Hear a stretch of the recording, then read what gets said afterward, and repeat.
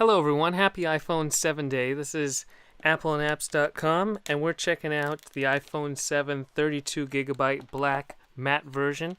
So let's open it up and see what it's all about. So hopefully you have a kind of basis of what's new in the iPhone 7 so we can just focus on the actual unpackaging. So you have the usual designed in California and the little pamphlets showing you the very basics of how to use your device. And I'm upgrading from the iPhone 6, so 3D Touch is actually going to be new for me, which is nice, especially after a year hearing about it. And so we're going to keep the plastic off initially, and so there's the black matte. We didn't get the gloss black because 32GB is really all I need on my phone.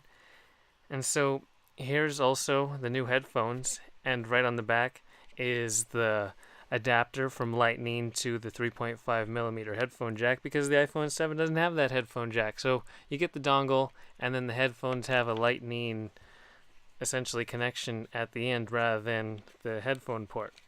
So it's worth noting you can't use these headphones with anything other than an iOS device, at least for now. Thankfully I already have some Bluetooth headphones that I've been using for the entire time I've had the iPhone 6, so it's no big deal for me, but your mileage may vary.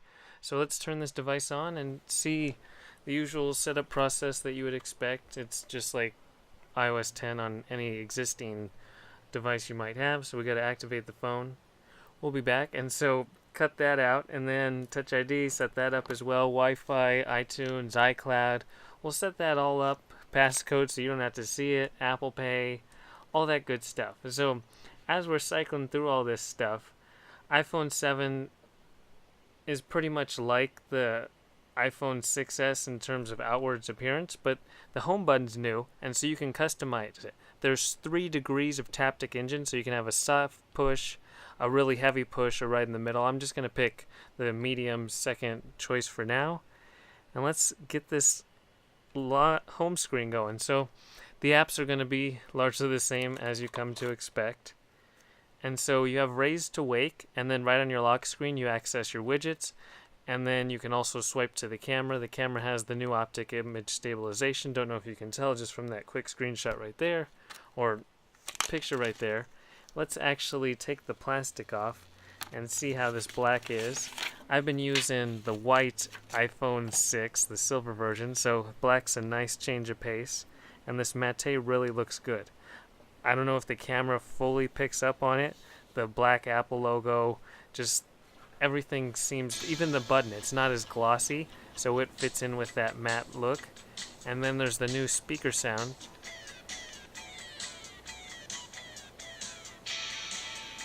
So I don't know if the stereo sound comes through being recorded by my camcorder, but it is a new feature on the iPhone 7, and there's 3D Touch. It's not new for the 7 if you have the 6s, but it's new for me. It takes a bit to get used to of how much pressure you can actually apply. Most of the stock apps have 3D Touch functionality already built in. And then back to the headphone jack, there's the dongle.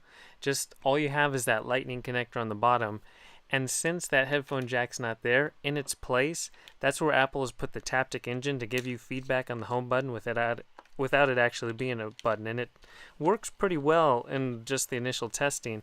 And then also there's a barometric pressure sensor to allow your device to show altitude. So that's, as you can see there, that speaker grill is just cosmetic. And then control center, this is more iOS 10 change, is bigger buttons, clearer layout, and then you have 3D touch on the camera and the flashlight. And then you can also remove stock apps, so you can get rid of iBooks or podcasts or whatever you don't use. And then messages is changed, so you can send stickers like Animated Pac-Man or Taco Guy. And then you also have access to digital touch. It just comes down to essentially focusing on the left side of where your text entry is, because that's how you switch between App Store apps or digital touch, or just get to the stickers or whatever the case may be. There's also interactive apps. You can even play games in iMessage. And speaking of games, this is Oz Broken Kingdom, which was shown during the iPhone 7 event. And this is the iPad Air 2. I don't know if the difference fully shows, but it is an example.